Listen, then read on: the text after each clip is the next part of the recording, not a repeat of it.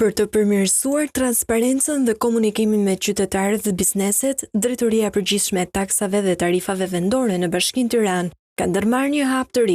Kështu duke nisur nga data 30 shtator 2025, njoftimet dhe kërkesat për pagesë për debitorët e taksave dhe tarifave vendore, pra ato subjekte që kanë detyrime të papaguara, krahas shpërndarjes me postë, po dërgohen për herë të parë edhe online në platformën qeveritare e-Albania. Deri tani, sipas kësaj drejtorie, janë dërguar mbi 40.000 njoftime duke kombinuar metodën tradicionale me postë dhe zgjidhjen digjitale, në mënyrë që çdo debitor të informohet sa më shpejt për detyrimet e tij.